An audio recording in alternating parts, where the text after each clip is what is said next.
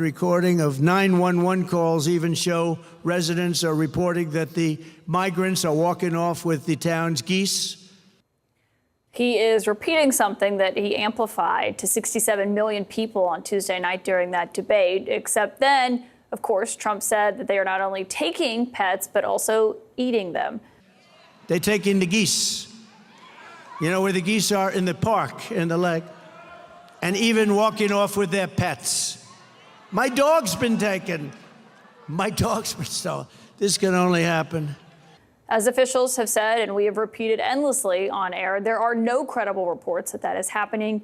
Pete Buttigieg is back with me. And I think what's important about this is that this isn't just something that's happening online or on the debate stage. The City Hall in Springfield, Ohio today had to be evacuated. The City Hall had to be evacuated because of Trump and his lies. Think about that. Because of a bomb threat. Luckily, everything was okay.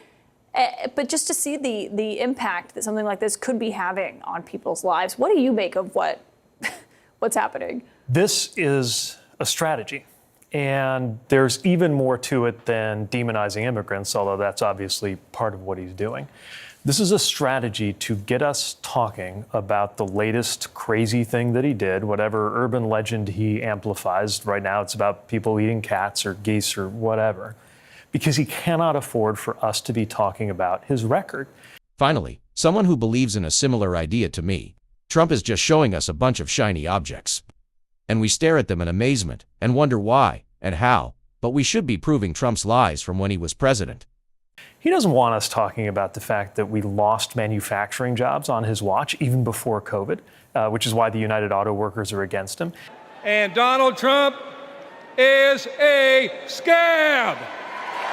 He doesn't want us talking about the fact that his main economic policy promise he actually kept was to cut taxes for the rich. He doesn't want us talking about how he demolished the right to choose in this country. But the fact that I was able to terminate Roe v. Wade after 50 years of trying, they worked for 50 years. I've never seen anything like it. They worked, and I was so honored to have done it. Well, I did something that nobody thought was possible. I got rid of Roe v. Wade.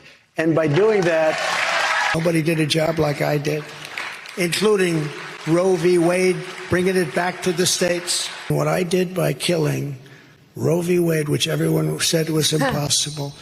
He's the reason that even IVF could be banned in many places in this country. The last thing he wants us to do is to talk about his record or his agenda. So what he wants us talking about is whatever crazy nonsense he can thrust into the center of the internet and the media conversation, which this week happens to be the stuff about eating cats or dogs or geese or whatever. So you think it's just a distraction technique? Yeah, I mean, but it's one that isn't harmless, right? It's affecting this community, and it contributes to this bigger picture of demonizing immigrants. But again, this is strategic. I don't give him credit for much, but whether it's this, whether it's blurting out a racist remark in an auditorium full of black journalists, as he did a few weeks ago, whether it's choosing 9/11 of all days to invite a 9/11 truther who said it was an inside job with him, right?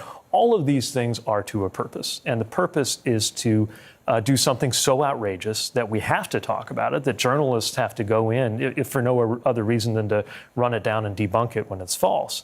And to try to suck up all the oxygen into that so that we're not talking about his profoundly unpopular policy agenda, Project 2025, and all of the failures of his actual time in office. And then the other thing they'll do, of course, is because this is a country of 300 million people, they'll probably sooner or later find some case where somebody somewhere did something weird to a cat and try to make that into a reason to prolong this debate so that we can be talking about anything but Donald Trump's track record of destroying jobs in this country and destroying the right to choose, and the fact that if given the chance to do so again, that's what he would double down on.